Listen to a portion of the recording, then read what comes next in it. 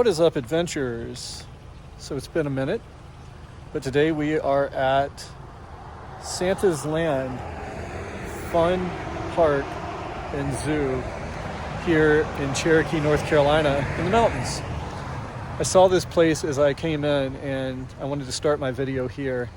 I'm going to be showing you guys some off the beaten path places here in Cherokee, North Carolina, some abandoned neon and some other strange things. So hop on board here and let's go adventuring with Chris.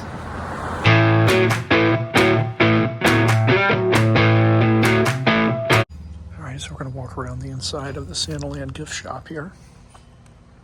I don't know if we're going to have time to go into the actual Santa's Land, but we come to the gift shop. Whole Christmas tree decked out for cardinals.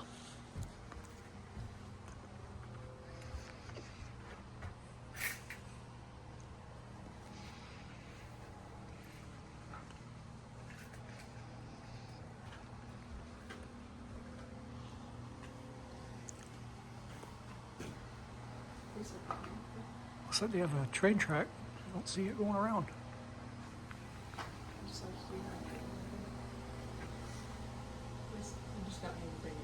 No.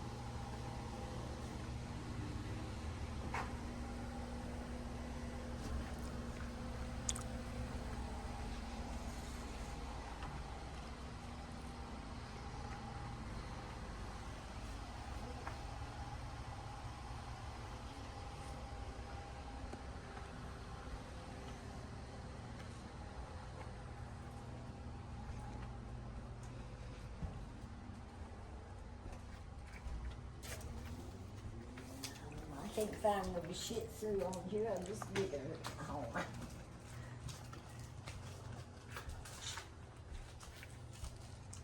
really like this.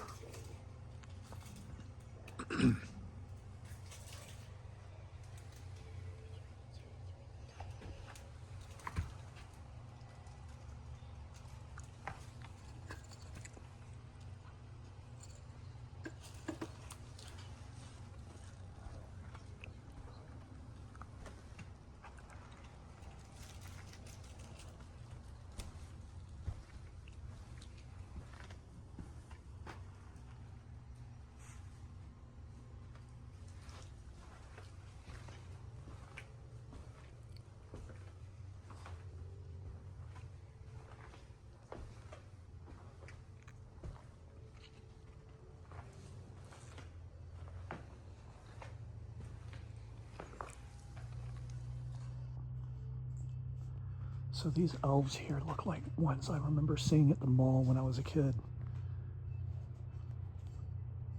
You can hear the train going by out there. These guys have definitely seen better days. This one's asleep on the job.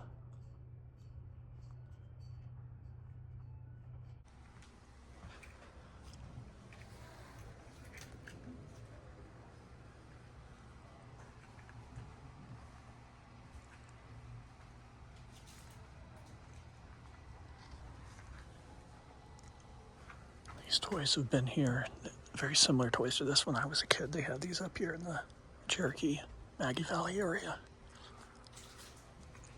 Oh my gosh, I think I even had this as a kid. The Indian headdress, of course, be a little more politically correct. I love this pennant. It's so 80s. Tempted. So I had this as a kid. This has not changed. I had this exact set as a kid. The indigenous Cherokee people.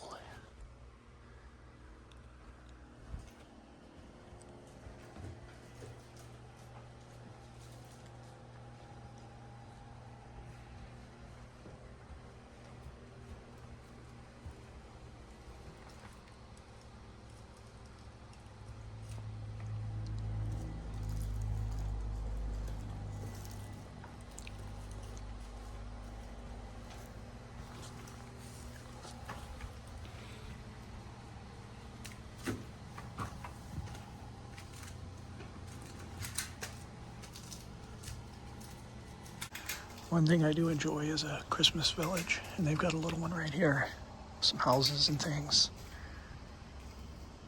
Every good tourist place should always have a press penny thing.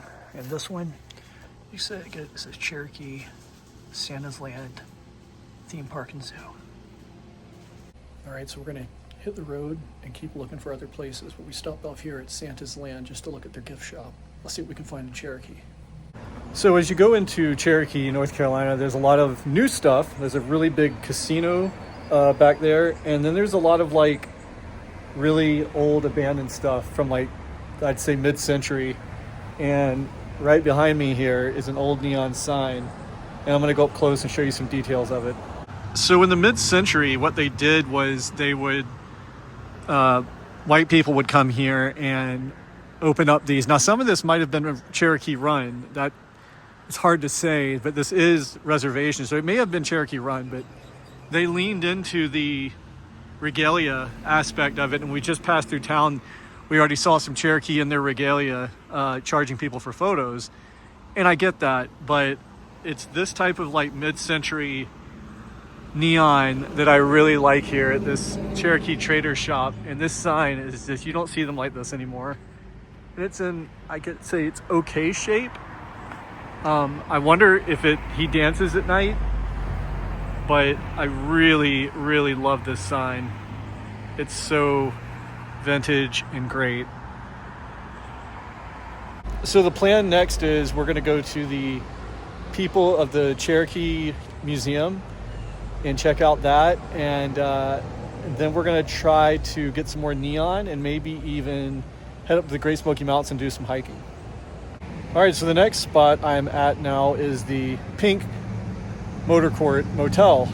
Now you may say, Chris, what's so special about this old mid-century motor court? Well, if you take a look at the sign here behind me, it looks like something you'd see off of Route 66, and this sign still does work. The hotel itself looks like it's actually abandoned. I just went over and looked at the office, and I'll show you guys in a minute what that looks like.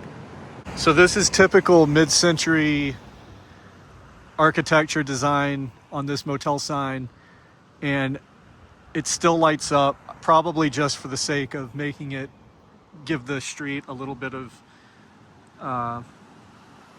atmosphere at night. And over here on the vacancy sign, it says yes or no, and this is just, I mean, vintage, and I absolutely love the design of it. So they really just don't make hotels like this anymore, and it's sad because Holiday Inns and things like that and Comfort Inns, they don't put signs out like this anymore, giving any character these privately owned ones. Let's go take a look at the lobby. Now the lobby, as you can see, is also that mid-century architecture, but I'm going to walk over here and put the camera up to the window, and I'll show you guys the lobby, or what's left of it.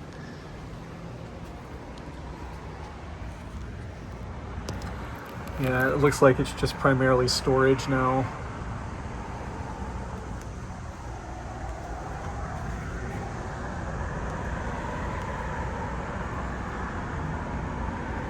I mean, it looks like it was in business not too long ago.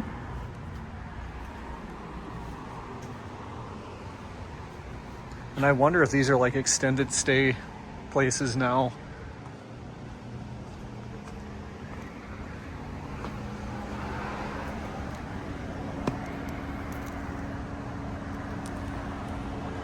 It's got Tinkerbell over there on one of the office doors. Let's see if I can get a better view of that. It's kind of a shame.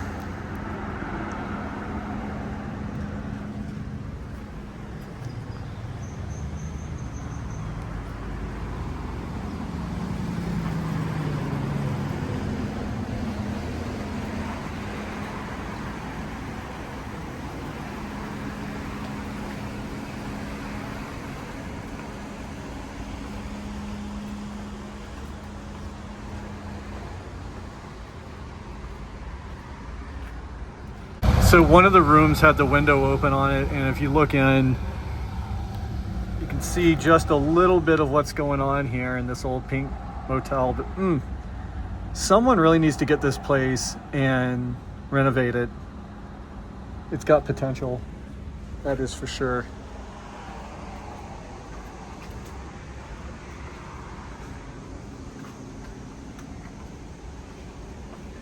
All right, let's see what we can find next here in Cherokee. All right, so made my way down the street a bit to another one. Mid-century hotel here. Don't know if it's open or closed. It's hard to tell, but it's the Wigwam Motel, and the sign has got a hole in it, and it's also neon. Now this one's hard to tell if it's here open or not, but as you can tell, the neon, I'm taking a look at the neon now, it does look broken. But the actual office itself, yeah, it's abandoned. I was gonna say maybe this place is open, but no, it's not. What I'm thinking some of these places is, I bet they sublet out these old hotel rooms to people here in town. That's my only theory.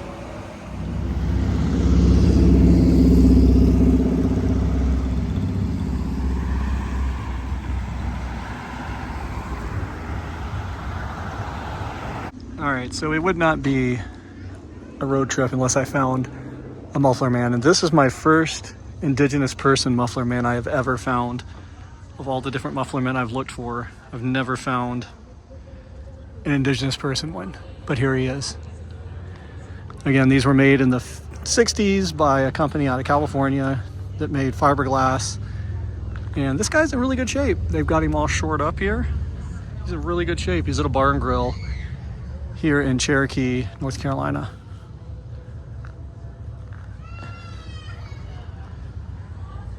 And he is right behind an old abandoned putt-putt golf course, which is kind of neat. I think this is a putt-putt golf course. It looks like a fun area or something.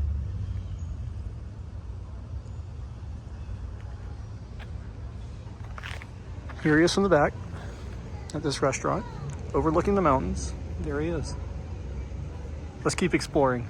So we're just coming off the 4th of July holiday, so this place is still pretty crowded. But I really like the theming, it's kind of neat. And over here, the sign.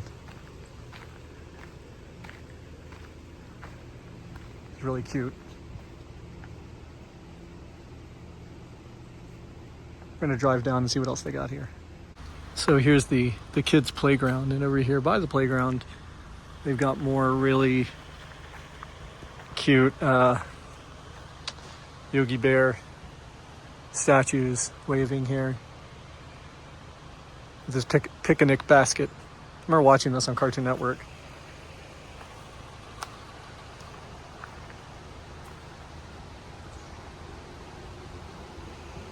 These look really old. Boo Boo's Brook. I think Boo Boo was his son or a smaller bear. I don't remember if the ranger had a name or not.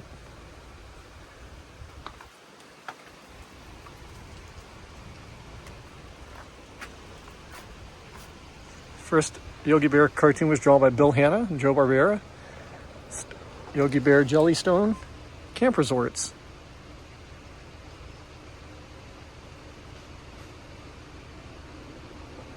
And they've got the vintage ranger statue here pointing you to the ranger station, which is the office to get your cabin or your campsite.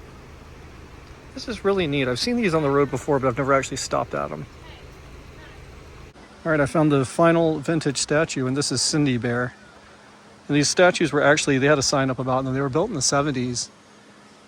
And they used to be at the front gate, and they used the new one that's the front gate now, which is fiberglass. But these look like they were concrete. Total vintage, and I love it. From the old Hanna-Barbera cartoon. Apparently Hanna-Barbera, they explicitly gave his permission to these campsites in the 70s. What's up, adventurers? So last I left you guys, I was in Cherokee. Well, we've taken a trip here to Smoky Mountains. We were here last time in the fall, and everything was frosted. But now we're going up to Quirky, the highest point in the Smokies. So as you walk up the overlook, there's a little ramp here that you take to get up there. And I'm doing a voiceover because there was a lot of people as we were walking up. And you walk around, and then you get this scenic overlook seeing, I think, 3 states, maybe 4. And it's just worth the walk up. And we were supposed to do this last time we were there, but the whole area was frozen over from its first snow they had in October. But if you're here, make it a point to get up to the overlook. It used to be called Klingman's Dome, and now it's called Kahoi, which is a Cherokee word that means like a mirage lake that they used to see in this area. But it's well worth the hike up there, and the hike back down is easy, and they've even got a little gift shop up there. What's up, adventurers? So just finished doing the Kauai observation tower, which is the highest point in the Smokies. A little crowded up there, so it wasn't ideal. The views were beautiful, but as my girlfriend stated, it was meat soup up there with all the people. So we just found another one that's a little more, as you can see, quiet. And it's Andrew's Bald. And yeah, just give us a nice little 3 or 4 mile hike here with not as many tourists. But if you come up here to Cherokee, Maggie Valley, the Great Smokies, and you're looking to learn something, I can't stress enough going to the Cherokee People History Museum. It was probably one of the most eye-opening learning experiences we've had, learning about indigenous people. And it just makes me kind of kick myself we haven't stopped at any of the Navajo ones out west, and we've been doing all the western hiking. So anyways, that's the quiet right there that I like. You hear that? Perfection. So if I see any black bear, I'll turn the camera back on, but they're dopes, and they're really they don't like seeing people. Well, we made it to Andrew's Bald, and it's really quiet up here. Maybe 1 or 2 other people. Really nice view. 1.8 down, 1.8 up. Super easy hike, but away from people. And there were a lot of people up there at the viewing platform. Look real close. There's a lake all the way down there.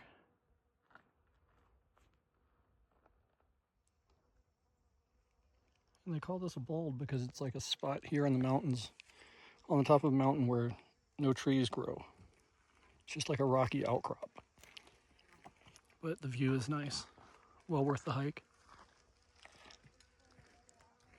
So, heading back down the mountain here, and these 2 trees have completely and utterly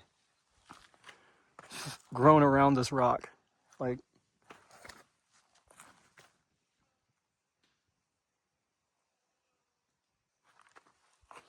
I think it's Dr. Malcolm in Jurassic Park. This is Life Finds a Way.